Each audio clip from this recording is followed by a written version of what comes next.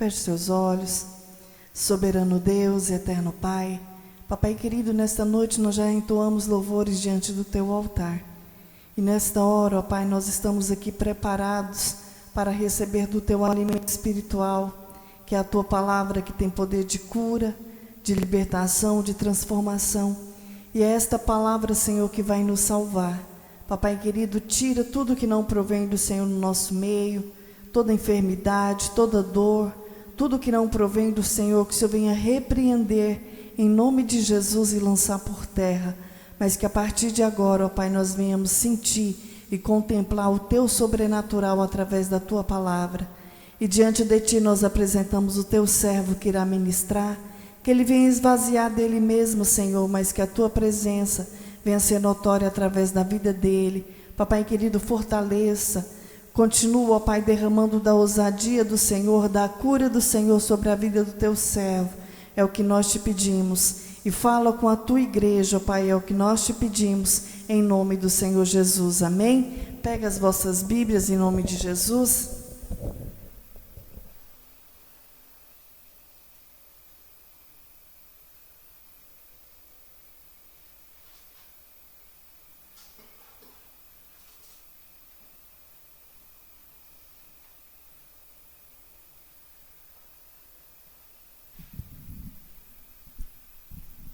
Glória a Deus.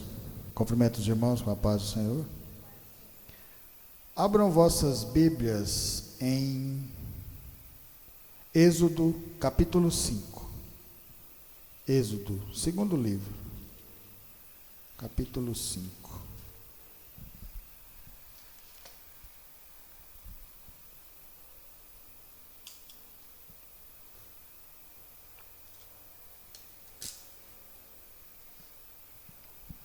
Amém?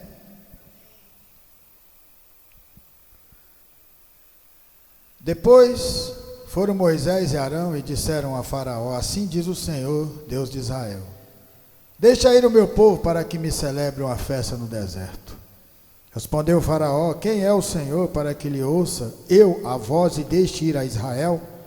Não conheço o Senhor, nem tampouco deixarei ir a Israel. Eles prosseguiram: o Deus dos Hebreus nos encontrou, deixou-nos ir, deixa-nos ir, pois caminho de 3 dias ao deserto, para que ofereçamos sacrifício ao Senhor nosso Deus, e não venha ele sobre nós com pestilência ou com espada. Então lhes disse o rei do Egito: por que Moisés e Arão, por que interrompeis o povo no seu trabalho? Ide às vossas tarefas. Disse também Faraó: o povo da terra já é muito, e vós o distraís das suas tarefas. Naquele mesmo dia, pois, deu ordem o Faraó aos superintendentes do povo e aos seus capatazes, dizendo: daqui em diante não torneis a dar palha ao povo para fazer tijolos como antes. Eles mesmos é que vão ajuntarem para si palhas, e exigireis deles a mesma conta de tijolos que antes faziam. Nada diminuireis dela. Estão ociosos e por isso clamam: vamos e sacrifiquemos ao nosso Deus. Agrave-se o serviço sobre esses homens, para que neles se apliquem e não deem ouvidos a palavras mentirosas. Então saíram os superintendentes do povo e seus capatazes e falaram ao povo: assim diz Faraó: não vos darei palha. Ide vós mesmos e ajuntai palha onde a puderdes achar, porque nada se diminuirá do vosso trabalho. Então o povo se espalhou por toda a terra do Egito a juntar restolho em lugar da palha. Os superintendentes os apertavam, dizendo: acabai vossa obra, a tarefa do dia, como quando havia palha. E foram açoitados os capatazes dos filhos de Israel, que os superintendentes de Faraó tinham posto sobre eles. E os superintendentes lhe diziam: por que não acabastes nem ontem, nem hoje a vossa tarefa, fazendo tijolos como antes? Podeis assentar, irmãos.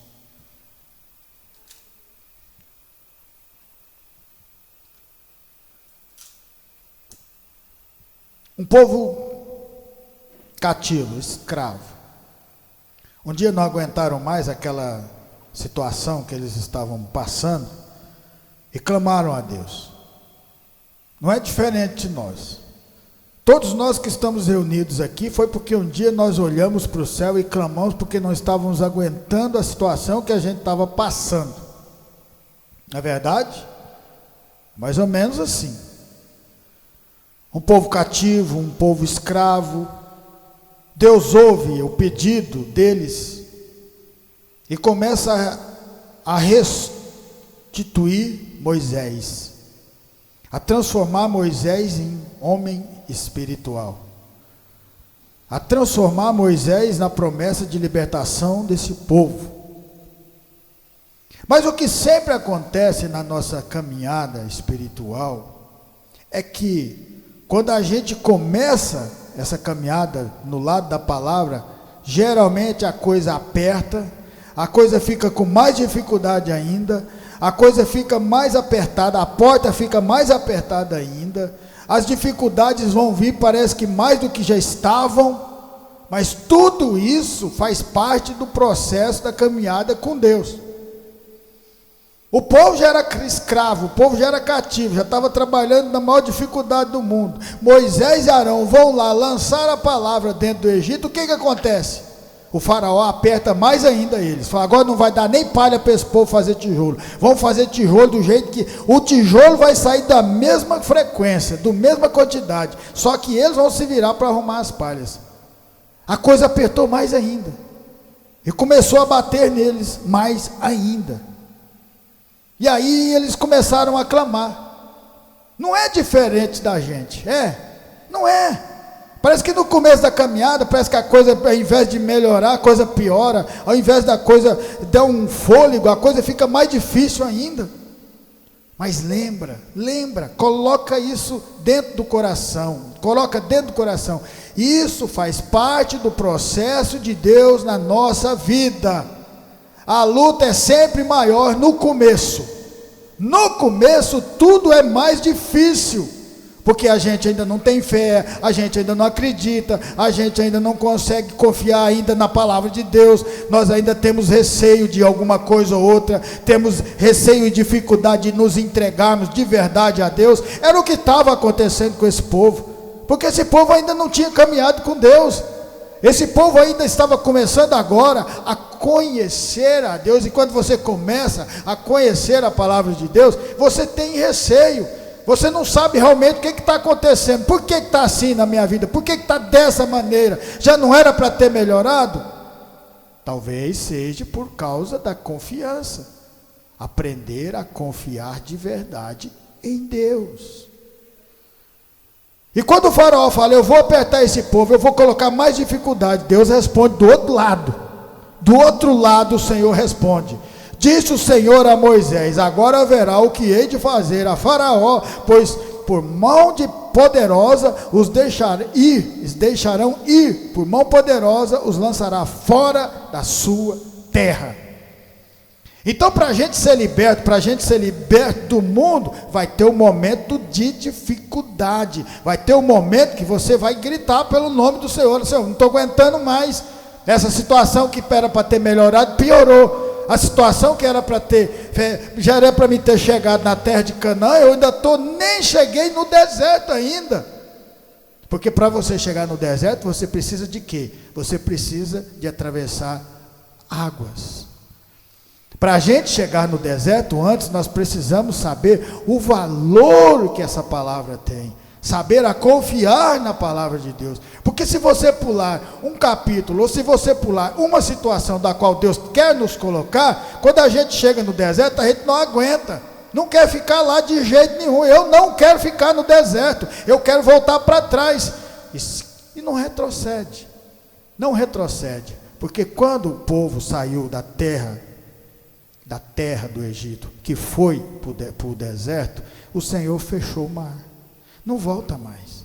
Agora é para frente, você tem duas opções, caminhar ou caminhar. Ou você quer morrer no deserto? Ninguém quer morrer no deserto. É preciso de ter fé. Vamos rebobinar e vamos jogar do outro lado a situação, do lado do faraó. O faraó simboliza o mal, simboliza o inimigo, ok? O inimigo precisava de entregar o povo nas mãos de Deus. Você tem que me entregar esse povo, o povo é escravo seu. O povo era escravo do faraó, mas ele tinha que entregar, porque Deus não vai e toma nada de ninguém. Deus não pega uma coisa que é sua e entrega para outra pessoa. Não, ele não faz isso. Ele tem regras, estatutos, tem ordem, tem tudo que você imaginar. E fidelidade, essa palavra é forte, fidelidade. Então, ele manda as 10 pragas dentro do Egito. E todas as pragas que caíram dentro do Egito, o povo hebreu não recebeu as pragas. Os filhos primogênitos, que foi a última praga que morreram o povo do faraó, morreram os gados, morreu tudo que era primogênito daquele povo. Mas do hebreu não morreu nada, não morreu ninguém. Quando estava uma escuridão que Deus mandou que a palavra de Deus fala que você podia apalpar a escuridão, lá na tenda dos hebreus tinha luz. Tinha luz. Aí eu te pergunto para vocês, não é melhor a gente enfrentar um pouquinho de obstáculo, um pouquinho das dificuldades que Deus coloca, para que a gente se torne espiritual? A palavra de Deus, ela serve para nos tornar espirituais. E como que nós vamos tornar espirituais? Andando na palavra, confiando em Deus, sabendo que vai ter um momento que vai ter muita dificuldade mesmo. No começo a gente não entende nada, e é pedrada para lá, pedrada para cá, e você não consegue se desviar daquilo. Você acha que Davi, quando venceu Golias, já ficou todo pronto para receber a coroa? Não, foi aí que veio mais dificuldades ainda. Não foi? Depois que ele vence Golias, já era para ele se tornar rei. Na nossa concepção, na nossa visão, já era para ele se tornar o cara. Venceu um cara que todo mundo estava com medo, mas foi o contrário. Depois que ele venceu Golias, é que vieram todas as dificuldades. Teve que fugir de Saul perseguindo, tentando matar ele. Não podia ficar no lugar, não podia dormir no lugar tranquilo. Ele tinha que dormir e amanhecia já em outro lugar, por causa da perseguição de Saul, porque estava com inveja no coração, porque já sabia que ele fazia parte, e que ele ia ser o próximo rei de Israel. Perseguições, todos nós vamos ter perseguições, mas o Senhor sempre fala a verdade. O Senhor sempre fala para cada um de nós: a porta é estreita, não tem como você, ou eu, ou cada um de nós entrar nessa porta, pensando que essa porta vai ser larga, vai ser tranquila, vai ser tudo certinho, não pode ficar tranquilo que não vai vir nenhum problema nas nossas vidas, pois você saiba que vai, e no começo é que vem muitos, mas muitos mesmos, mas o nosso Deus estará lá, cuidando de cada um deles, para que você veja que Ele é Deus e que Ele está diante de nós. O povo, para atravessar aquela água para o deserto, precisava de quê? Das suas pernas, não era? Eles não tinham como atravessar aquilo a nado, mas eles tinham Deus. Ali começa uma grandiosidade de a pessoa aprender a confiar de verdade. O que falta para que a gente confie mais e mais em Deus? O que falta no nosso coração? O que está faltando? Faça essa pergunta para você, faça essa pergunta, eu faço essa pergunta para mim, cada um de nós façamos. O que está faltando para a nossa fé aumentar de verdade, e a gente aprender a confiar em Deus de verdade, entregar de verdade, porque senão você não sai do Egito. Senão a gente nunca vai sair do Egito, e é um processo de caminhada, de crescimento. A gente precisa de estar no deserto, para chegar na terra de Canaã, não tem como pular o deserto, para você receber o que é melhor aqui nessa terra, é preciso do deserto, é preciso de alimentar. O deserto é alimentar da palavra de Deus, é confiar em Deus, ser dependente de Deus, saber que lá você não tem como plantar, o seu dinheiro lá não vale porcaria nenhuma, o seu dinheiro no deserto não vale nada. O que você vai comprar no deserto com o seu dinheiro? Lá você é dependente de Deus. É por isso que Deus tirou esse povo e colocou no deserto, falou: agora vocês dependem de mim agora. Foi vocês que falaram para mim: ei, olha aqui, Senhor, para nós, nos tire dessa situação. Não é assim que a gente faz? quando a gente está passando por dificuldade, Deus me tira dessa situação. Só que aí você não sabe que Ele vai te tirar, mas Ele vai te colocar no deserto. Ele não vai te tirar e colocar você lá na terra do Canaã, vai pular o deserto. É preciso do deserto. E a luta no começo é maior do que você imagina. Mas Deus é conosco. Deus é por nós. Lembra disso. 1 Reis, capítulo 18. Vamos lá, vamos ver como que isso funciona.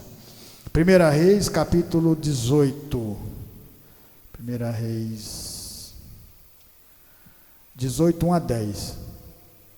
Muito tempo depois veio a palavra do Senhor a Elias. Quem é Elias? O maior de todos os profetas. No terceiro ano, dizendo: vai, apresenta-te a Acabe, porque darei chuva sobre a terra. Partiu, pois, Elias a apresentar-se a Acabe, e a fome era extrema em Samaria. Acabe chamou a Obadias, o mordomo. Obadias temia muito ao Senhor, porque quando Jezebel exterminava os profetas do Senhor, Obadias tomou 100 profetas e de 50 em 50 os escondeu numa cova e os sustentou com pão e água. Disse Acabe a Obadias: vai pela terra e todas as fontes de água e todos os vales. Pode ser que achemos erva para que salvemos a vida dos cavalos e mulos e não percamos todos os animais. Elias aqui tinha 3 anos e meio que ele estava fugindo de Acabe e Jezebel. 3 anos e meio. 3 anos e meio. Sabe por quê? Porque ele foi lá e levou uma palavra profética. Ele levou uma palavra de Deus para Acabe.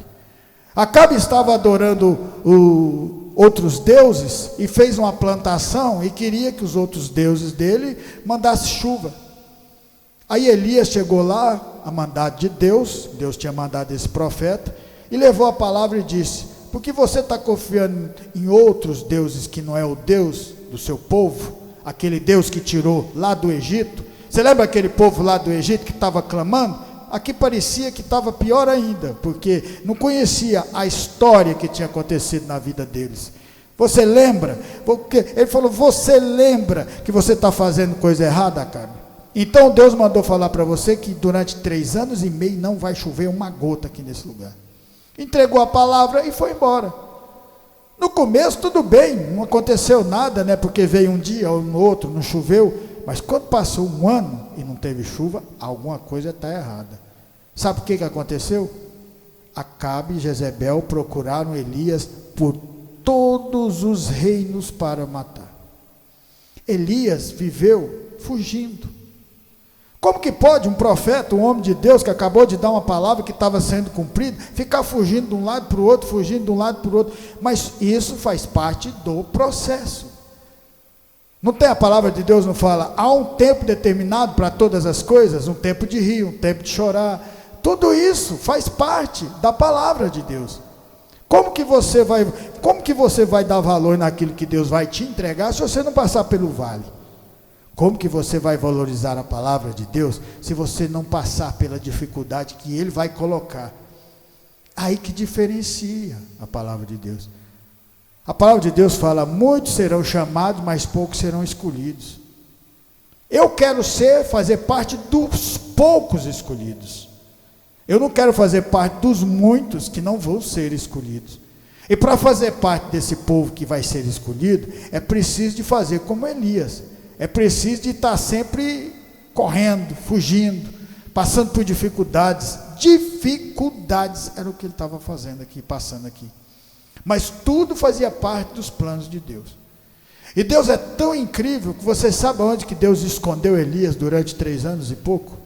Sabe onde que Deus escondeu Elias? Ele escondeu Elias no país de Jezebel, aonde ela nunca imaginava que ele podia estar. Ele podia estar em qualquer lugar, menos no país dela, pois ele estava lá, fazendo milagres, aumentando a botija, aumentando o azeite da botija daquela viúva que não tinha nada de comer. E ele falou: enquanto a chuva não cair, o teu jarro vai continuar cheio. Então você vê mais uma vez aqui, o milagre de Deus vai acontecer sempre aonde? É na escassez, é na dificuldade, é nesse momento que é testada a sua, a minha, a nossa fé. A nossa fé testada nessa hora, né? Na hora que está tudo bonzinho, não, na hora que está tudo tranquilo, não, porque isso aí não é ter fé nenhuma, não, porque a primeira dificuldade que vier, o cabo desmonta, ele desmonta, tem medo, corre, foge, porque não foi preparado.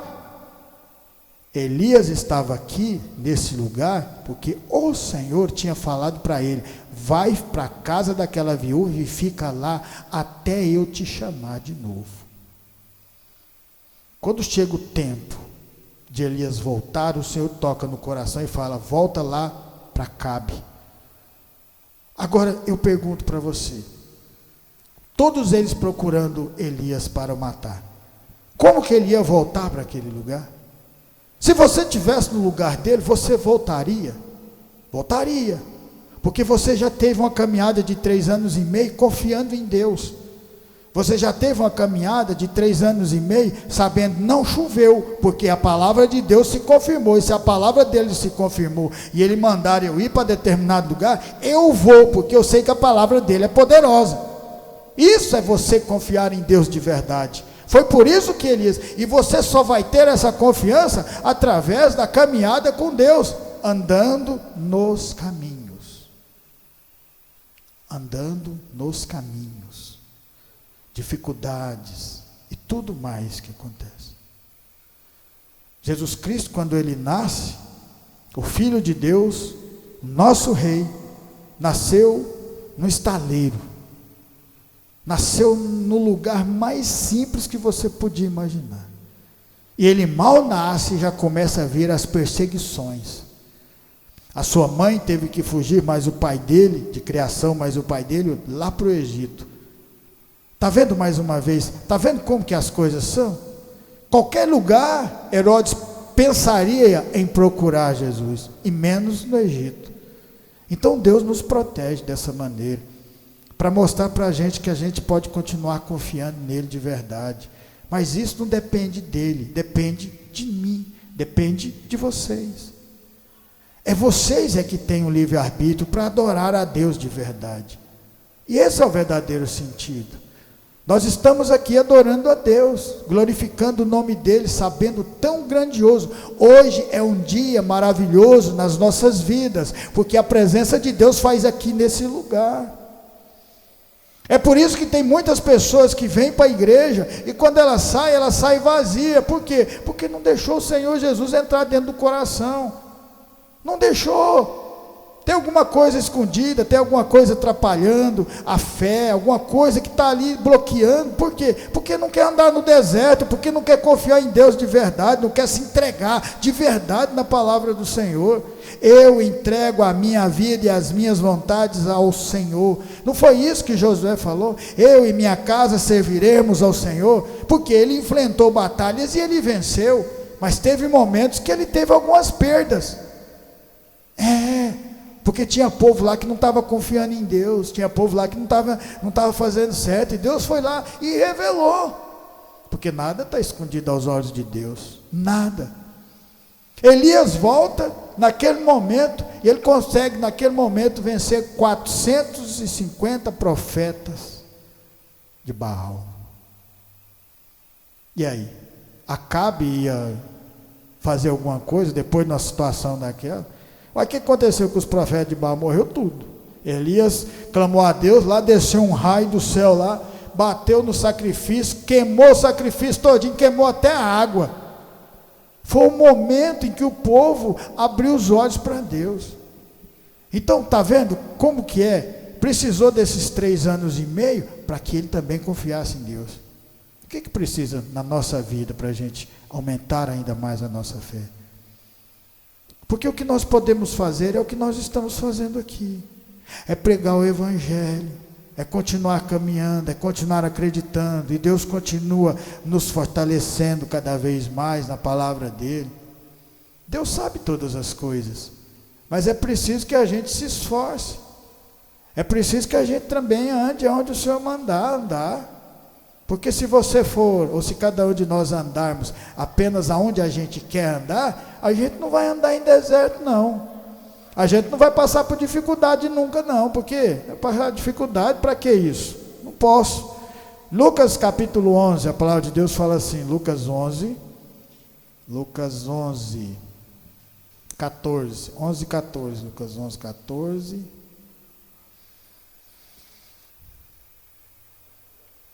11, 17. Vamos começar do 14.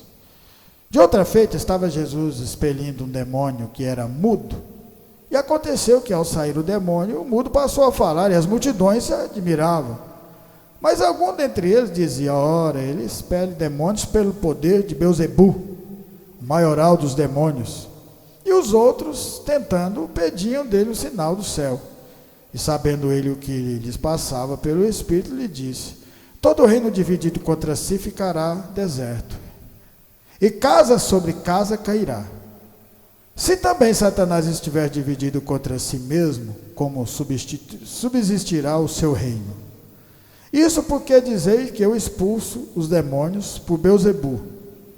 E se eu expulso os demônios por Belzebu, por quem os expulsam os vossos filhos? Por isso eles mesmos serão os vossos juízes. Se porém eu expulso os demônios pelo dedo de Deus, certamente é chegado o reino de Deus sobre vós.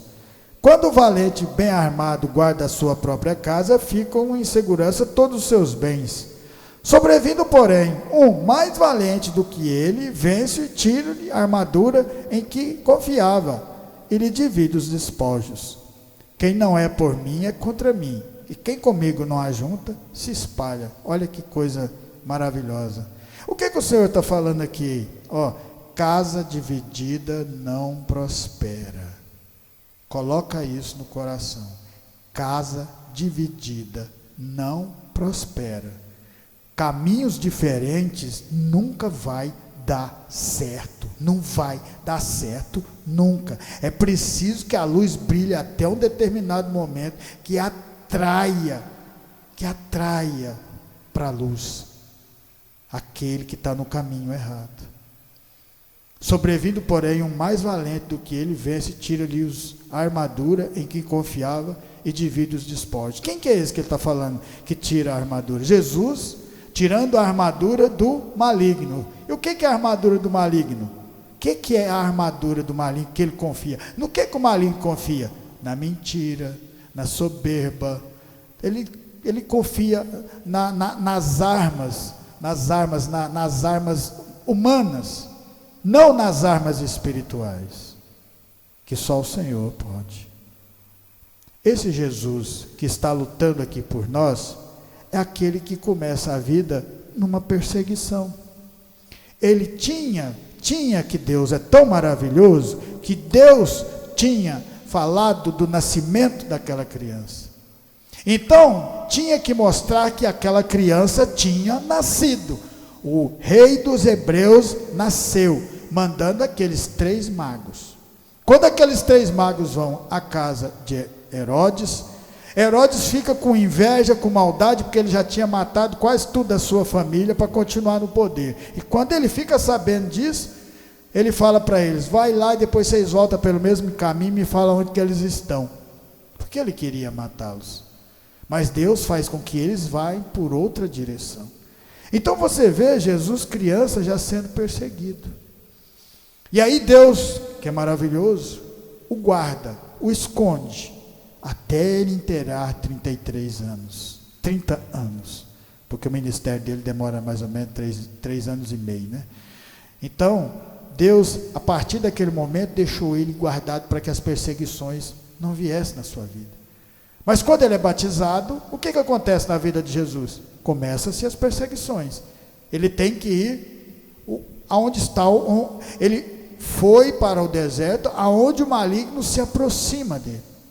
E aí começa perseguições e perseguições na vida de Jesus durante 3 anos e meio. Na vida de Jesus, perseguições e mais perseguições, querendo matá-lo, querendo açoitá-lo. No final eles conseguem, mas Jesus vence, porque o mal nunca vai vencer o bem, a mentira nunca vai vencer a verdade. Não adianta pensar que vai.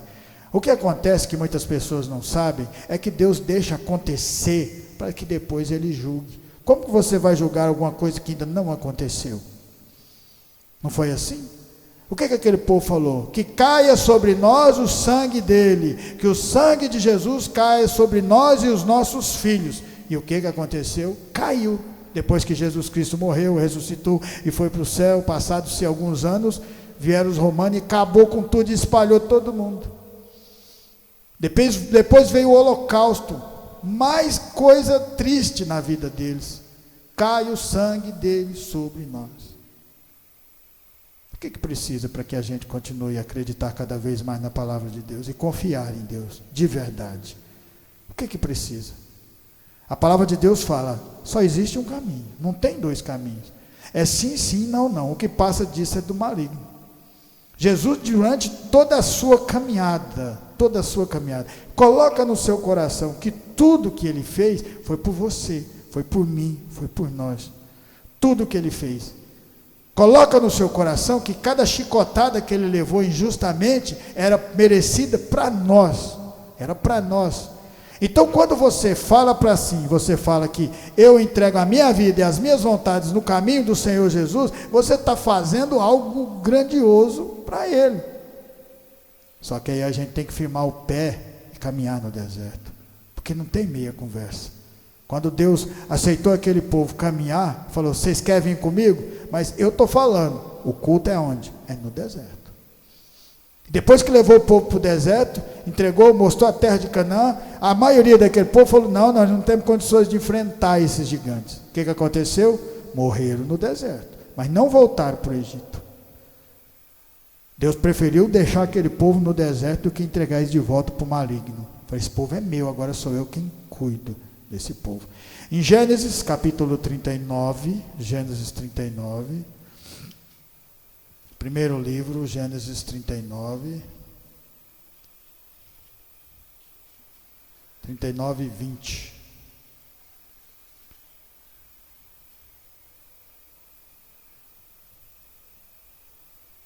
E o Senhor de José o tomou e o lançou no cárcere, no lugar onde os presos do rei estavam encarcerados. Ali ficou ele na prisão. O Senhor, porém, era com José. Ele foi benigno. Ele deu mercê perante os carcereiros, o qual confiou às mãos de José todos os presos que estavam no cárcere. E ele fazia tudo quanto se devia fazer ali. E nenhum cuidado tinha o carcereiro de todas as coisas que estavam nas mãos de José, porquanto o Senhor era com ele. E tudo o que ele fazia, o Senhor prosperava. A luta de José foi tranquila? Eu pergunto para você, para nós, para cada um de nós aqui. Como que foi a luta de José? Foi mais tranquilo do que a nossa, quando a gente estava no mundo? Nós passamos pelo menos a metade da dificuldade que José passou ou não? Então o que falta na nossa vida para que a nossa fé continue crescendo cada vez mais nos obstáculos que Deus coloca? Deus coloca obstáculos para que a gente cresça. Deus coloca muralhas porque Ele sabe que a gente consegue ultrapassar essas muralhas. Ele coloca tempestade, mas Ele coloca o Senhor Jesus no barco para acalmar a tempestade. José começa uma caminhada.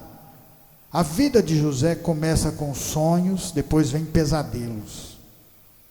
Os seus irmãos, com a inveja dele, o jogam ele num poço. Tentam matar ele naquele poço. Mas Deus estava ali protegendo aquele menino. Mas a dificuldade continuava com ele. A tristeza continuava com ele. Como você acha que José sentiu, sabendo que a sua própria família está querendo matar ele? Será que ele fez alguma coisa tão grandiosa para receber aquilo que ele estava recebendo? Naquele momento ele já podia falar, Senhor, eu não quero essa caminhada não. Deixa a mão desse trem aí, eu não quero esse sonho. Fica com esse sonho para o Senhor e deixa eu viver a minha vida. E podia ter feito isso, não podia? A vida da gente não é feita de escolhas? É feita ou não é feita de escolha? A minha vida foi feita de escolhas. Um dia eu escolhi, Senhor, eu entrego a minha vida, a minha vontade aos teus caminhos. E estou fazendo isso. Glória a Deus por isso. Foi sempre bonito, foi sempre tranquilo? Não, teve um momento de muita, mas muita dificuldade. Mas todo momento o Senhor estava comigo, e na vida de José também não foi diferente. Todas as dificuldades que José passou, você vai ver a palavra de Deus junto dele. A partir daquele momento, venderam ele se torna escravo. Um dia era livre, liberto, no dia escravo. Na casa de Potifar, ele podia muito bem fugir daquele lugar. Você sabe por que José não fugiu daquele lugar? Porque ele tomava conta da casa de Potifar, então ele tinha uma certa regalia que se ele quisesse vazar dali e ir embora, ele ia. É verdade ou não é verdade? Mas você sabe por que ele não fez aquilo? Porque Deus colocou uma muralha entre ele e o povo dele. Você sabe o que Deus colocou? Ele colocou no coração dele assim uma tristeza. Para que eu vou voltar para aquela família que estava tentando me matar? Olha como que Deus é maravilhoso, como que Deus segurou José lá no Egito. Porque se não fosse isso, a primeira oportunidade que José tivesse, ele ia embora de lá e ia para a casa do seu povo.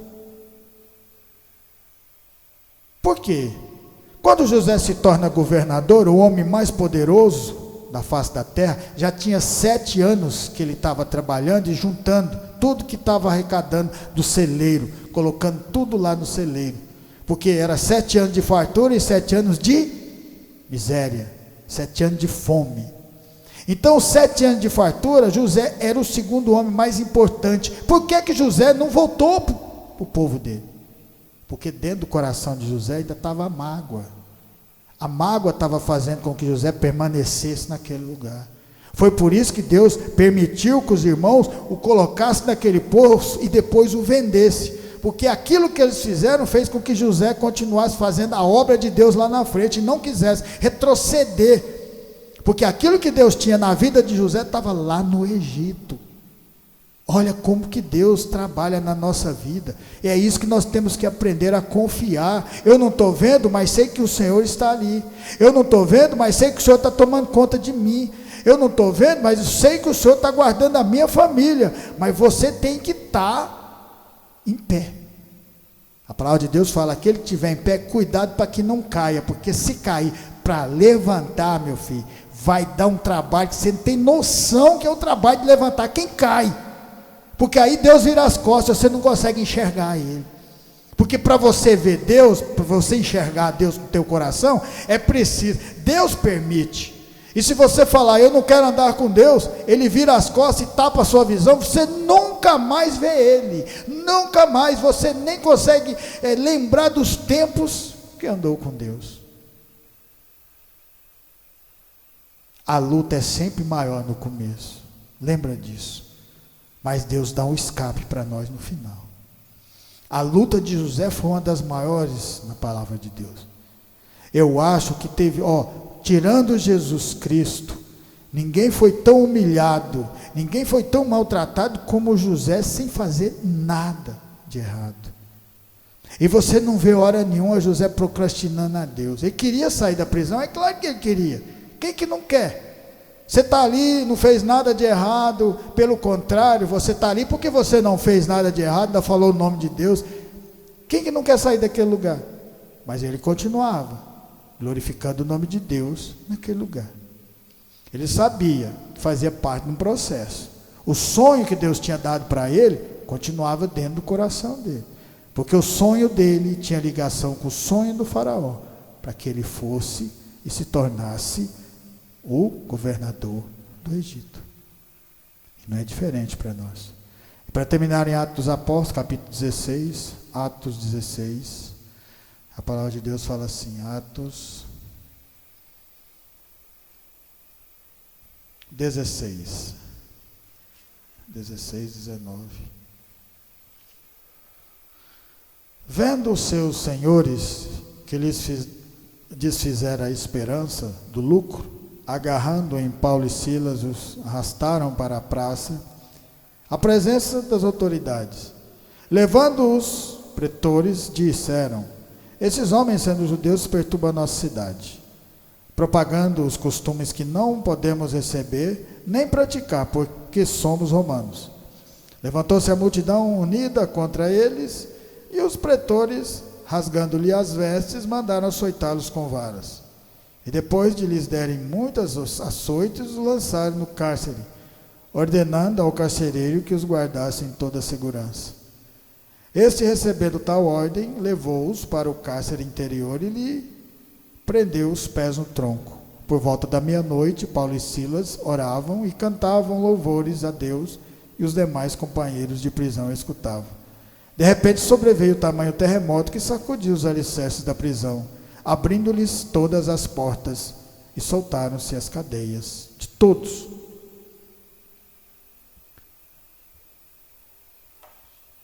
A luta é sempre maior no começo. Por quê? Porque no começo nós não entendemos direito a vontade de Deus. Porque no começo você ainda não tem maturidade. Porque no começo a sua fé está começando a formar dentro de você. No começo você não confia em Deus. É preciso um tempo para que aquela dificuldade deixe de ser dificuldade, porque você vai observar e ver que não é com a sua força e não é com a sua espada que você vai vencer batalhas, mas com a força e a espada de Deus, que é a palavra de Deus. Não foi diferente na vida de Paulo. Um homem que começa o evangelho no meio de perseguições, apanha, teve um momento que ele quase que morreu, de tanta pedrada que ele levou. Mas o Senhor o levantou de novo, e ele continuou fazendo a mesma coisa. Poderia ter escolhido parar de pregar o evangelho, mas ele não escolheu isso. Ele escolheu caminhar, porque sabia que essa palavra tem valor, e tem valor muito para nós, para nossa fé, para nos tornarmos espirituais. Confiou de uma certa maneira, que você vê ele aqui nesse momento. Por causa da pregação, levaram um açoite, apanharam de verdade, na praça, para todo mundo ver, apanhando porque estava pregando Jesus Cristo, e Cristo crucificado. Quando foram colocados na prisão, era um momento que qualquer pessoa que estivesse ali dentro, ia olhar e falar, vamos falar mal desse Deus agora. Eles fizeram o contrário, começaram a orar, e começaram a louvar a Deus. A gente louva a Deus quando a gente está alegre. A gente louva a Deus quando a gente tem um verdadeiro conhecimento da palavra de Deus e tem respeito pelas coisas de Deus. A gente louva a Deus quando a gente confia de verdade em Deus e sabe que Ele é a diferença nas nossas vidas. E foi por isso, por causa desse louvor, que Paulo e Silas estavam dentro dessa prisão, que o Senhor foi e quebrou todas as correntes, porque o louvor ele quebra correntes, ele quebra paradigmas, ele aumenta a fé, ele transforma pessoas, ele cura através do louvor, através do canto que a gente oferece para Deus. E não foi diferente na vida desses grandes homens, mas todos eles passaram por muitas dificuldades no começo. As dificuldades continuaram sim, mas agora não eram tão grandes, porque eles sabiam que não estavam mais lutando sozinhos, e sim lutando com Deus. E por isso eu agradeço essa rica e maravilhosa oportunidade, que essa palavra venha ficar no meu, no seu e no nosso coração, e continuar nos transformando de fé em fé, de glória em glória. Amém? Glória a Deus.